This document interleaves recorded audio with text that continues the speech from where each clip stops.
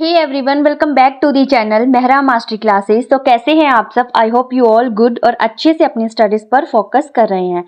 तो अभी तक हमने इंडियन पॉलिटी का हिस्टोरिकल बैकग्राउंड में कंपनी रूल फिनिश कर चुके हैं। तो मैंने आपसे प्रॉमिस किया था कि मैं इस टॉपिक के जो प्रीवियस ईयर क्वेश्चंस हैं वो मैं लेके आऊँगी। तो आज का हमारा टॉपिक है प्रीवियस ईयर क्वेश्चंस जो ब्रिटिश एक्ट 1773 से 1853 में लगे थे। ठीक है, तो उस एक्ट के बेस पर क्वेश्चन जो प्रीवियस ईयर में आ चुके हैं, यूपीएससी में आ चुके हैं, यूपीएससी के प्रीलिम्स में आ चुके हैं और दूसरी स्टेट्स में भी आ चुके हैं, स्टेट्स एग्जामिनेशन में भी आ चुके हैं। तो चलिए स्टार्ट करते हैं आज का हमारा टॉपिक। Okay, PYQs. तो टॉपिक स्टार्ट करने से पहले आज है हमारी कोटेशन जो बहुत खूबसूरत है और ये कोटेशन दी है हमारे मिसाइल मैन, हमारे देश के मिसाइल मैन जिनको कहा जाता है APJ अब्दुल कलाम सर। ठीक है, तो उन्होंने बोला था कि success is when your signature become an autograph. Abdul Kalam sir कहते हैं कि सक्सेस तब मानी जाती है जब आपके सिग्नेचर आपके ऑटोग्राफ में बदल जाते हैं। तो इसको एक्सप्लेन करने की ज़रूरत है नहीं, क्योंकि आप सीधे सीधे समझ सकते हैं कि उनका कहने का मतलब क्या था। सक्सेस तभी होती है जब आपके सिग्नेचर ऑटोग्राफ में तब्दील हो जाते हैं। तो चलिए करते हैं आज का हमारा फर्स्ट क्वेश्चन। क्वेश्चन है the regulating act of 1773 was passed to. जो रेगुलेटिंग एक्ट 1773 था उसको पास क्यों किया गया? Empower the British crown to take over administration from the East India company, की जो ईस्ट इंडिया कंपनी है उससे एडमिनिस्ट्रेशन को लेना। Regulate the affair of the East India company in India, क्या इंडिया में दूसरा इसकी ऑप्शन है कि रेगुलेट करना इंडिया में ईस्ट इंडिया कंपनी के अफेयर को।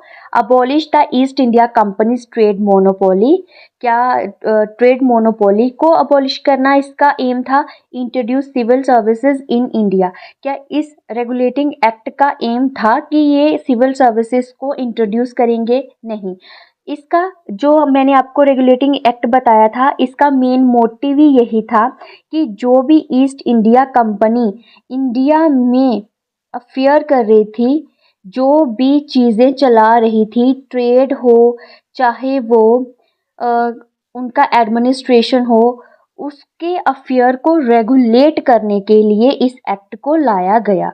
तो इसका आंसर है बी। तो चलिए नेक्स्ट क्वेश्चन की तरफ चलते हैं। नेक्स्ट क्वेश्चन है which of the following provisions were introduced by the charter act of 1833। हमारा क्या ब्रिटिश गवर्नमेंट का जो चार्टर एक्ट था 1833, उसमें ये कौन कौन से प्रोविजन है जो सही हैं? Governor general of Bengal became governor general of India, क्या ये सही है कि इस चार्टर एक्ट के अकॉर्डिंग गवर्नर जनरल जो था वो बंगाल का गवर्नर जनरल ऑफ इंडिया बना दिया गया। The companies monopoly of the trade with China was abolished, क्या कंपनी की मोनोपोली जो ट्रेड चाइना के साथ हो रहा था उसको भी अबॉलिश कर दिया गया। इट इस्टेब्लिश लॉ कमीशन, क्या लॉ कमीशन को इस्टेब्लिश किया गया? तो इसका आंसर है डी, यस। एक्ट 1833 के अकॉर्डिंग उन्होंने गवर्नर जनरल ऑफ बंगाल को गवर्नर जनरल ऑफ इंडिया बनाया। उन्होंने लॉ कमीशन को इस्टेब्लिश किया। उन्होंने कंपनी की मोनोपोली ख़त्म की और साथ में ही चाइना के साथ जो ट्रेड कर रही थी उसको भी ख़त्म कर दिया। तो आंसर हमारा हो गया डी। तो चलिए चलते हैं नेक्स्ट क्वेश्चन की तरफ। नेक्स्ट क्वेश्चन है हमारा the dual system of government in India was introduced bye. जो ड्यूअल सिस्टम था गवर्नमेंट का वो किसने इंट्रोड्यूस करवाया? तो पहली ऑप्शन है वारेन हास्टिंग, दूसरी ऑप्शन है कॉर्नवालिस, तीसरी ऑप्शन है रॉबर्ट क्लीव, थर्ड ऑप्शन है लॉर्ड वेल्सले। ठीक है, तो आपका सही आंसर है सी, रॉबर्ट क्लीव ने ड्यूअल सिस्टम को क्या किया था? इंट्रोड्यूस किया था। तो आपका आंसर हो गया सी, रॉबर्ट क्लीव। तो चलिए नेक्स्ट क्वेश्चन है आपका, इसको आपने मैच करना, match the following. Regulating act 1773, Pitt's India act 1784, charter act 1883, charter act 1853। तो रेगुलेटिंग एक्ट के अकॉर्डिंग क्या हुआ था? फर्स्ट अटेम्प्ट था ईस्ट इंडिया कंपनी को कंट्रोल करने का, तो ये रहा आपका D answer. Okay, Pitt's India act का क्या था? पिट्स इंडिया एक्ट 1784 मीन्स इन्होंने क्या करना था, ड्यूल सिस्टम ऑफ कंट्रोल लाया था, इन्होंने ड्यूल सिस्टम ऑफ कंट्रोल लाया गया। चार्टर एक्ट 1833 इसका था सेंट्रलाइजेशन ऑफ एडमिनिस्ट्रेशन, जो सेम ही लिख के हैं, ठीक है। तो ये चार्टर एक्ट 1833 में क्या किया गया, सेंट्रलाइजेशन ऑफ एडमिनिस्ट्रेशन लाया गया। और 1853 में इंडियन सिविल सर्विसेज को क्या किया गया, इंट्रोड्यूस किया गया। तो आपका आंसर पहला ये हो गया, सेकंड का सेकंड, थर्ड का थर्ड और लास्ट का फोर्थ, ठीक है। तो चलिए नेक्स्ट है आपका question, the main purpose of the Pitt's India act 1784 was. जो पिट्स इंडिया एक्ट है उसका मेन पर्पस क्या था? To end the trade monopoly of East India company, की मोनोपोली जो थी ईस्ट इंडिया कंपनी की उसको ख़त्म करना। To establish British crown supreme control over the company's affair, कि ब्रिटिश ने एक सुप्रीम कंट्रोल जो था ईस्ट इंडिया कंपनी के अफेयर्स पर इस्टेब्लिश किया था। To grant complete independence to the governor general, की एक इंडिपेंडेंस दी थी गवर्नर जनरल को इस एक्ट के according. To introduce western education in India, की इस एक्ट के अकॉर्डिंग वेस्टर्न एजुकेशन लाई गई इंडिया में, नहीं। इसका मेन मोटिव था to establish British crown supreme control over the company's affair. Okay, तो नेक्स्ट है आपकी कंसीडर द फॉलोइंग स्टेटमेंट। इन स्टेटमेंट्स को आपने पढ़ना है, देन इसको आंसर करना है, ठीक है। The charter act of 1853 was last of the series of the charter act, ये बिल्कुल सही है। आपका फर्स्ट एक्ट था 1773 का। ये आपके जो थे रेगुलेटिंग एक्ट था। अगर आप चार्टर की बात करें तो चार्टर आपका था 1793, 1813, 1833, 1853 और 1853 आपका लास्ट चार्टर एक्ट था। Indian legislative council was established under the charter act of 1853। क्या इंडियन लेजिस्लेटिव काउंसिल इस चार्टर एक्ट के अकॉर्डिंग एस्टेब्लिश की गई थी? The charter act of 1853 provided the first time an open competition system for recruitment to the civil services. तो इस act के according ही सिविल सर्विसेज को इंट्रोड्यूस किया था, जो रिक्रूटमेंट ओपन कंपटीशन इसको इस्टेब्लिश किया था फर्स्ट टाइम। और इंडियन लेजिस्लेटिव काउंसिल भी इसी एक्ट के अकॉर्डिंग इस्टेब्लिश की गई थी। और चार्टर एक्ट ये लास्ट था, तो इसका आंसर आ गया डी 1, 2, 3, ठीक है।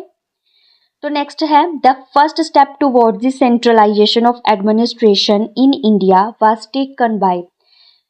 जब फर्स्ट स्टेप लिया गया, ठीक है, एडमिनिस्ट्रेशन मीन्स सेंट्रलाइजेशन करना था, ठीक है, इंडिया में first step towards centralization of administration, वो क्या था आपका regulating act 1773।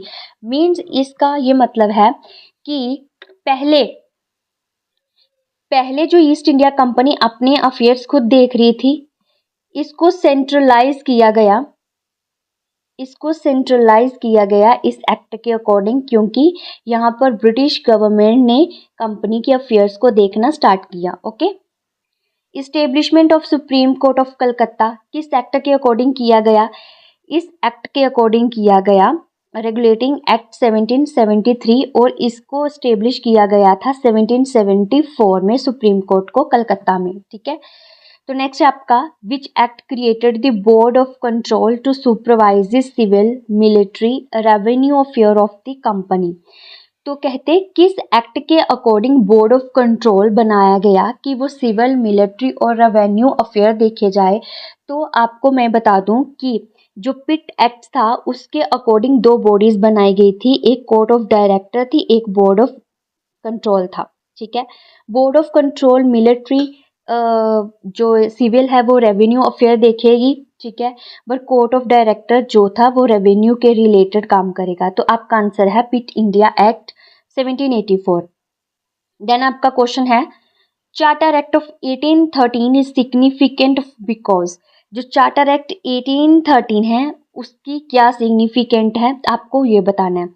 It abolish the East India company trade monopoly, क्या इस एक्ट के अकॉर्डिंग कंपनी की ट्रेड मोनोपोली खत्म की गई। It allowed Christian missionaries to come India, इसने क्या किया, जो क्रिश्चियन मिशनरी थी उसको इंडिया को आने में अलो कर दिया गया। It extended the companies rule for 20 year, क्या इसके बाद इस एक्ट के अकॉर्डिंग 20 ईयर्स की फिर से ईस्ट इंडिया कंपनी को चार्टर दिया गया। ठीक है, तो इन तीनों का ही इस एक्ट का सिग्निफिकेंट है, तो आपका आंसर आ गया ऑल ऑफ दीज। ओके, तो नेक्स्ट क्वेश्चन है आपका the first law commission in India was established under which act, कहते हैं कि फर्स्ट लॉ कमीशन किस एक्ट के अकॉर्डिंग एस्टेब्लिश किया गया, तो ये था आपका चार्टर एक्ट 1833। ओके, नेक्स्ट है आपका question the provision of open competition recruitment to civil services was introduced by charter act 1853।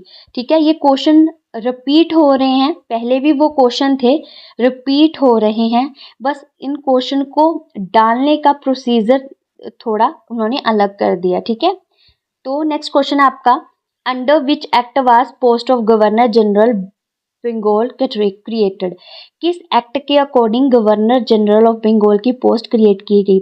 तो मैंने आपको बता रखा है कि सबसे पहले कौन थे, गवर्नर थे अलग अलग के।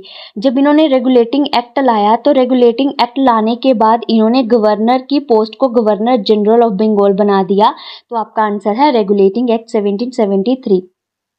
देन क्वेश्चन है which of the following was not a feature of regulating act, इनमें से कौन सा रेगुलेटिंग एक्ट 1773 का फीचर नहीं है।